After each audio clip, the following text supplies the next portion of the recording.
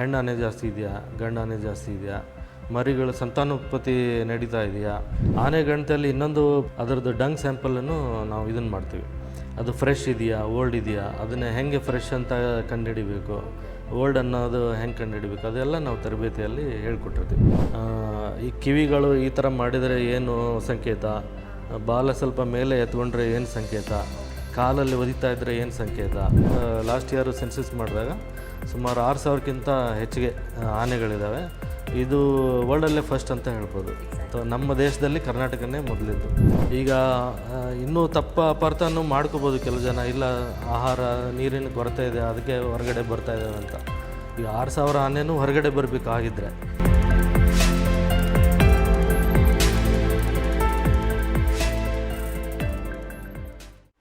ಇದು ನಮ್ಮ Nagarahole tiger reserve ಮತ್ತು ಇನ್ನಿತರೆ 9 ಡಿವಿಷನಲ್ಲಿ ನಮ್ಮ ಕರ್ನಾಟಕದಲ್ಲಿ ನಡೀತಾ ಇರುತ್ತೆ. ಹಾಗೂ ಪಕ್ಕದ ರಾಜ್ಯಗಳಾದ ತಮಿಳುನಾಡು ಮತ್ತು ಕೇರಳದಲ್ಲಿ ನಾವು ಇಂಟರ್ಸ್ಟೇಟ್ ಕೋಆರ್ಡಿನೇಷನ್ ಮೀಟಿಂಗ್ ಅಂತ ಮಾಡ್ಕೊಂಡಿದ್ದೀವಿ. ಸೊ ಆ ಚಾರ್ಟರ್ ಪ್ರಕಾರ ಇದೊಂದು ಉದ್ದೇಶ, ಅದರಲ್ಲಿ ಸಿಂಕ್ರೊನೈಸ್ಡ್ ಎಲಿಫೆಂಟ್ ಸೆನ್ಸಸ್ ಮಾಡಬೇಕು ಅಂತ. ಸೊ ಇದರಲ್ಲಿ ಮುಖ್ಯವಾಗಿ ನಾವು 3 ದಿನ ಪ್ರೋಗ್ರಾಮ್ ಹಾಕ್ಕೊಂಡಿರ್ತೀವಿ. 3 ದಿನದಲ್ಲಿ ಫಸ್ಟ್ ಡೇ ಒಂದು ಬ್ಲಾಕ್ ಕೌಂಟ್ ಅಂತ ಮಾಡ್ತೀವಿ. ಅದರಲ್ಲಿ 5 ಚದುರ ಕಿಲೋಮೀಟ್ರ್ ಅಂದರೆ 5 ಸ್ಕ್ವೇರ್ ಕಿಲೋಮೀಟ್ರ್ ಏರಿಯಾದಲ್ಲಿ ಕಂಪ್ಲೀಟ್ ಅದು ಏರಿಯಾನ ಕವರ್ ಮಾಡುವಂಗೆ ನಮ್ಮ ಸಿಬ್ಬಂದಿಗಳು ಹೋಗಿಬಿಟ್ಟು ಅಲ್ಲಿ ಡೈರೆಕ್ಟ್ ಸೈಟಿಂಗ್ ಏನಾಗುತ್ತೆ ಅದನ್ನು ಫಾರ್ಮ್ಯಾಟ್ ಕೊಟ್ಟಿರ್ತೀವಿ. ಆ ಫಾರ್ಮ್ಯಾಟ್ಗಳಲ್ಲಿ ಫಿಲ್ ಮಾಡಬೇಕು. ಮತ್ತು ಸೆಕೆಂಡ್ ಡೇ ಬಂದುಬಿಟ್ಟು ಲೈನ್ ಟ್ರಾನ್ಸಾಕ್ಟ್ ಅಂತ 2 ಕಿಲೋಮೀಟ್ರ್ ಒಂದು ಲೈನ್ ಇರುತ್ತೆ. ಆ ಲೈನಲ್ಲಿ 3ರಿಂದ 4 ನಮ್ಮ ಸಿಬ್ಬಂದಿಗಳು ವಾಕ್ ಮಾಡ್ತಾರೆ. ವಾಕ್ ಮಾಡಬೇಕಿದ್ರೆ ಲೈನಲ್ಲಿ ಮತ್ತು ಅಕ್ಕಪಕ್ಕ ಎಡಬದಿ ಬಲಬದಿಯಲ್ಲಿ ಏನು ಆನೆಗಳು ಕಾಣಿಸ್ತವೆ ಆ ಆನೆಗಳನ್ನು ನೋಡಿಬಿಟ್ಟು, ಮತ್ತು ಅದರಲ್ಲಿ ಯಾವ ಥರ ಇದೆ, ಮರಿಗಳಿದ್ದಾವ, ಅಡಲ್ಟ್ ಇದೆಯಾ, ಸಬ್ ಅಡಲ್ಟ್ ಇದೆಯಾ, ಈ ಥರ ಎಲ್ಲ ನೋಡಿಬಿಟ್ಟು ಅವರು ಫಿಲಪ್ ಮಾಡ್ತಾರೆ. ಥರ್ಡ್ ಡೇ ಬಂದುಬಿಟ್ಟು ವಾಟರ್ ಹೋಲ್ ಕೌಂಟ್ ಅಂತ ಮಾಡ್ತೀವಿ. ಅಂದರೆ ಎಲ್ಲಿ ಕೆರೆಗಳು ಇರ್ತವೆ ಅಲ್ಲಿ ಅವರು ಬೆಳಗ್ಗೆ 6ರಿಂದ ಸಾಯಂಕಾಲ 6 ಗಂಟೆವರೆಗೂ ಕೂತ್ಬಿಟ್ಟು ಅಬ್ಸರ್ವ್ ಮಾಡ್ತಾರೆ. ಎಷ್ಟು ಆನೆಗಳು ಬರುತ್ತೆ, ಎಷ್ಟು ಆನೆ ಗುಂಪು ಬರ್ತಾಯಿದೆ, ಆ ಗುಂಪುಗಳಲ್ಲಿ ಯಾವ ಥರದ ಆನೆಗಳಿದ್ದಾವೆ, ಅಂದರೆ ಮರಿ ಇದೆಯಾ, ತಾಯಿ ಇದೆಯಾ, ಮೇಲಿದೆಯಾ, ಸಬ್ ಅಡಲ್ಟ್ ಇದೆಯಾ, ಅಡಲ್ಟ್ ಇದೆಯಾ, ಈ ಥರ ಎಲ್ಲ ಚೆಕ್ ಮಾಡ್ತಾರೆ. ಸೊ ಇದು 3 ದಿನದ್ದು ಪ್ರೋಗ್ರಾಮಿಗೆ ನಾವು ಅವ್ರಿಗೆ ಮೊದಲೇ ತರಬೇತಿ ಕೊಟ್ಟಿರ್ತೀವಿ. ಯಾವ ಥರ ಫಾರ್ಮು ಫಿಲಪ್ ಮಾಡಬೇಕು, ಮತ್ತು ಅಂದರೆ ಮರಿ ಯಾವುದು, ಮರಿಗಿಂತ ದೊಡ್ಡದು ಯಾವುದು, ಅದನ್ನು ಹೇಗೆ ಗುರುತಿಸ್ಬೇಕು, ಮತ್ತು ಮಕನ ಆನೆ ಯಾವುದು, ಟಸ್ಕರ್ ಮೇಲ್ ಎಲಿಫೆಂಟ್ ಯಾವುದು, ಹೆಣ್ಣು ಆನೆ, ಅದನ್ನೆಲ್ಲ ಹೆಂಗೆ ಐಡೆಂಟಿಫೈ ಮಾಡಬೇಕು ಅನ್ನೋದು ಎಲ್ಲ ಅವ್ರಿಗೆ ತಿಳಿಸ್ಕೊಟ್ಟಿರ್ತೀವಿ. ಪ್ಯಾರಾಮೀಟರ್ಸ್ ಹೌದು, ಫಾರ್ಮ್ ಇರುತ್ತೆ. ಅದರಲ್ಲಿ ಅವರು ಸ್ಟಾರ್ಟಿಂಗ್ ಪಾಯಿಂಟು ಮತ್ತು ಎಂಡ್ ಪಾಯಿಂಟು ಇದು 2 ನಮಗೆ ಇಂಪಾರ್ಟೆಂಟ್ ಇರುತ್ತೆ. ಯಾಕಂದರೆ ಅವರು ಎಲ್ಲೆಲ್ಲಿ ವಾಕ್ ಮಾಡಿರ್ತಾರೆ ಅದೆಲ್ಲ ನಮಗೆ GPS ಕೋಆರ್ಡಿನೇಟಲ್ಲಿ ಫಿಲ್ ಮಾಡಿ ಕೊಡಬೇಕಾಗುತ್ತೆ ಅಂಥೇಳಿ ನಾವು 5 ಚದರ ಕಿಲೋಮೀಟ್ರನ್ನು ಒಂದು ಬೀಟಲ್ಲಿ ಆಯ್ಕೆ ಮಾಡ್ಕೊಂಡಿರ್ತೀವಿ. ಅದು ಇನ್ನೊಂದು ಬೀಟಿಗೆ ಡಿಸ್ಟೆನ್ಸ್ ಸ್ವಲ್ಪ ಜಾಸ್ತಿನೇ ಇರುತ್ತೆ. ಸೊ ಅದು ಡುಪ್ಲಿಕೇಶನ್ ಆಗೋ ಡೌಟ್ ಇರೋಲ್ಲ. ಸುಮಾರು ನಮ್ಮಲ್ಲಿ 91 ಬೀಟ್ಗಳಿದ್ದಾವೆ. 91 ಬೀಟ್ಗಳಲ್ಲಿ 91 ಕಡೆ ನಾವು ಮಾಡಬೇಕಾಗುತ್ತೆ. ಸೊ ಎಲ್ಲ ಪಾಯಿಂಟ್ಗಳಲ್ಲಿ ಕನಿಷ್ಠ 3ರಿಂದ 4 ಜನ ಇರ್ತಾರೆ. ಸೊ ಆಲ್ಮೋಸ್ಟ್ 300 ಜನ ಅಂತ ಹೇಳ್ಬೋದು, 300 ಪೀಪಲ್.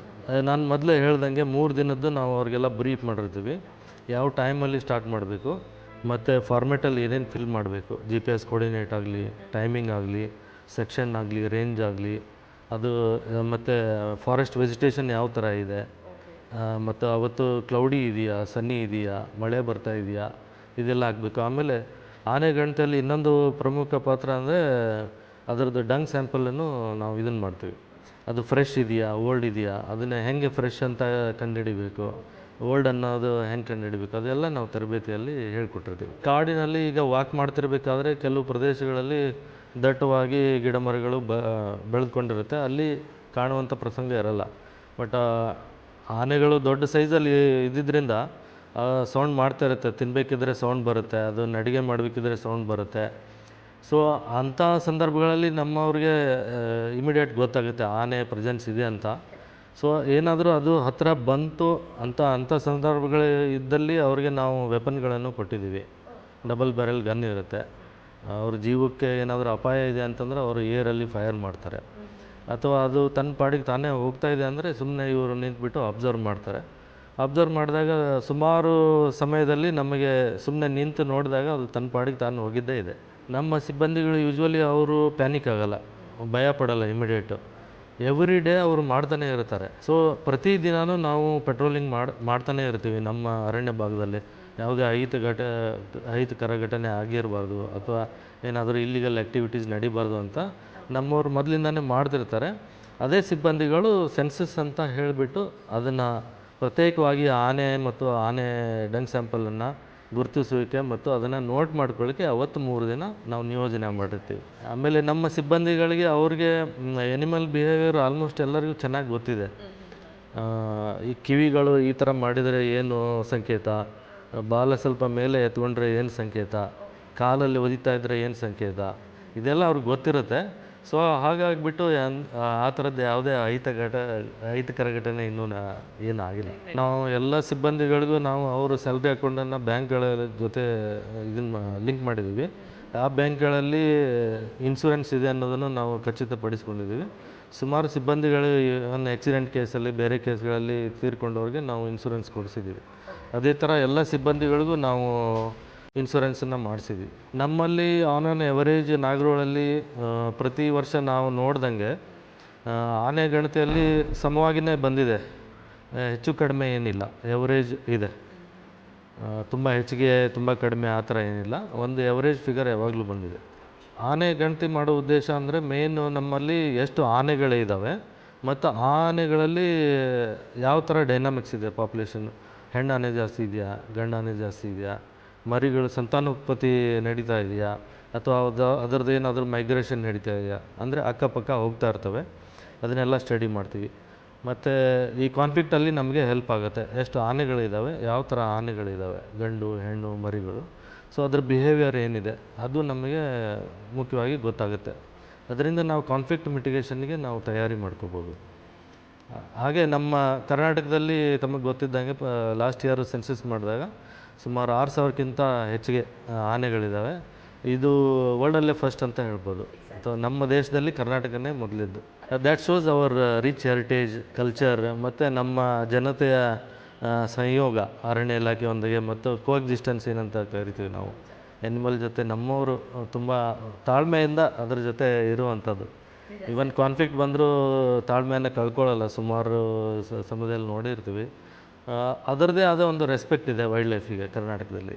ಈಗ ಆನೆ ಯಾವುದಾದ್ರೂ ಕಾಡು ಪ್ರದೇಶದಲ್ಲಿ ಇದೆ ಅಂತಂದರೆ ದ್ಯಾಟ್ ಶೋಸ್ ನಮ್ಮ ಫಾರೆಸ್ಟು, ಕಾಡಿನಲ್ಲಿ ಅದಕ್ಕೆ ಲಭ್ಯ ಇರುವಂಥ ಆಹಾರ, ನೀರಾಗಲಿ, ನಂಬರ್ ಎಷ್ಟಿದೆ ಮತ್ತು ನಮ್ಮ ಕಾಡು ಪ್ರದೇಶ ಎಷ್ಟು ಹೆಲ್ದಿ ಇದೆ ಅನ್ನೋದು ನಮಗೆ ಗೊತ್ತಾಗುತ್ತೆ. ಈಗ 6,000 ಆನೆಗಳು ಕರ್ನಾಟಕದಲ್ಲಿದೆ ಅಂದರೆ ಅಷ್ಟೇ ಚೆನ್ನಾಗಿ ನಮ್ಮ ಕಾಡು ಪ್ರದೇಶನೂ ಅಷ್ಟೇ ಚೆನ್ನಾಗಿರಬೇಕಾಗತ್ತೆ. ಇಂಡಿಕೇಟ್ಸ್. ಯಾಕಂದರೆ ಆ 6,000 ಆನೆಗಳಿಗೆ ನಮ್ಮ ಕಾಡಿನಿಂದನೇ ಅದಕ್ಕೆ ನೀರು, ಆಹಾರ ಆಗಲಿ ಸಿಗುತ್ತೆ. ಈಗ ಇನ್ನೂ ಅಪಾರ್ಥನೂ ಮಾಡ್ಕೋಬೋದು ಕೆಲವು ಜನ, ಇಲ್ಲ ಆಹಾರ ನೀರಿನ ಕೊರತೆ ಇದೆ ಅದಕ್ಕೆ ಹೊರಗಡೆ ಬರ್ತಾ ಇದ್ದಾವೆ ಅಂತ. ಈಗ 6,000 ಆನೆನೂ ಹೊರಗಡೆ ಬರಬೇಕಾಗಿದ್ದರೆ ಕೆಲವು ಕಡೆ ಅದು ಮೈಗ್ರೇಷನ್ ಇರುತ್ತೆ, ಆ ಮೈಗ್ರೇಷನ್ ಟೈಮಲ್ಲಿ ಹೊರಗಡೆ ಬರ್ತವೆ. ಇದೆಲ್ಲ ಕ್ರೆಡಿಟು ವೈಲ್ಡ್ ಲೈಫ್ ಏರಿಯಾದಲ್ಲಿ ನಮ್ಮ ಮುಂಚೂಣಿ ಸಿಬ್ಬಂದಿಗಳಿಗೆ ಸಿಗುತ್ತೆ. ತುಂಬ ಕಷ್ಟಪಟ್ಟು ಬೆಳಗ್ಗೆಯಿಂದ ಸಾಯಂಕಾಲವರೆಗೂ ಮಾಡೋದು ಅವರೇ. ನಾವೇನಿದ್ರು ಅವ್ರಿಗೆ ಯಾವ ಥರ ಮಾಡಬೇಕು ಅನ್ನೋದು ಹೇಳ್ಕೊಟ್ಟಿರ್ತೀವಿ. Equally important, yes. All senior officers are supportive and they always support us in any kind of incidents. Namaskar.